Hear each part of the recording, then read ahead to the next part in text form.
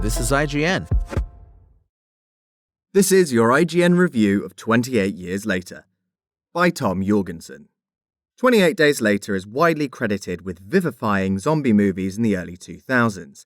Director Danny Boyle and screenwriter Alex Garland shook the subgenre out of rigor mortis and pushed it into a full-blown sprint. And the dead have been running and walking, and walking, and walking, and walking on screen ever since. But as great horror usually does, 28 Days Later spoke to a moment, specifically the terror attacks of September 11th and the resulting geopolitical fallout, and hauntingly captured how easily rage and fear can trap people in cycles of violence in the wake of a disaster. Following more recent upheavals like Brexit and the COVID-19 pandemic, the new sequel, 28 Years Later, feels like a bookend to that idea, turning its focus to what it takes to break the cycle. Boyle and Garland dive back into their infected hellscape headfirst, and the decades of perspective they bring back to post-apocalyptic Britain leave 28 Years Later's musings on what matters most feeling right on time. Boyle sidesteps the wider spread of the rage virus suggested by the end of 2007's 28 Weeks Later by quickly establishing that the infection has been pushed back and contained to the UK mainland. Enough time has passed that an entire generation has sprung up without any first-hand experience of how the world fell apart after the outbreak. 28 Years Later wisely centers its action on 12-year-old Spike, a citizen of the heavily fortified Holy Island who's taking his first steps into the wilderness as a hunter in training with his dad, Jamie, Aaron Taylor Johnson.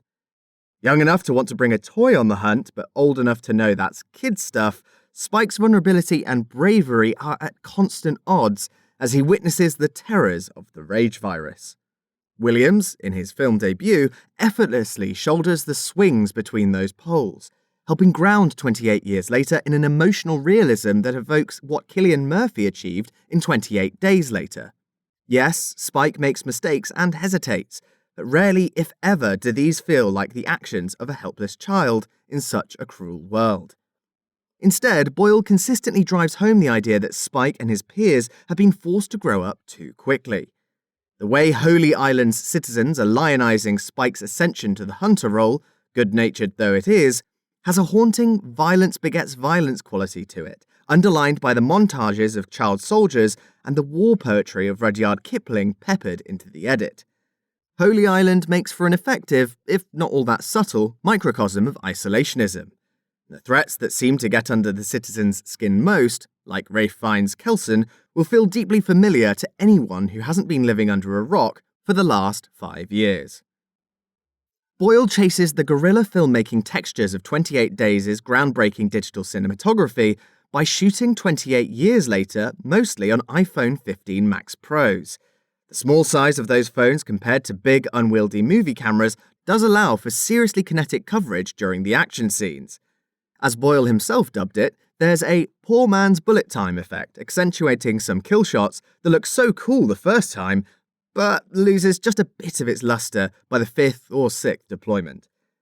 That shifty camera move is also infrequently used to accentuate character, like when Boyle wants to underline Jamie's bubbling lowercase r rage by focusing on a knife in his hands and performing just a little shift to remind us that the virus doesn't create fury, it merely amplifies it past all reason. Boyle puts the iPhone cameras to work in low-light situations as well, painting Spike's zombie nightmares in angry night vision reds. It's a testament to how far technology has advanced since 28 Days Later that the shot on iPhone acknowledgement rarely feels that relevant, though the professional-grade lenses that Boyle and his frequent cinematographer Anthony Dodd Mantle strap to their consumer-grade smartphones probably have something to do with that.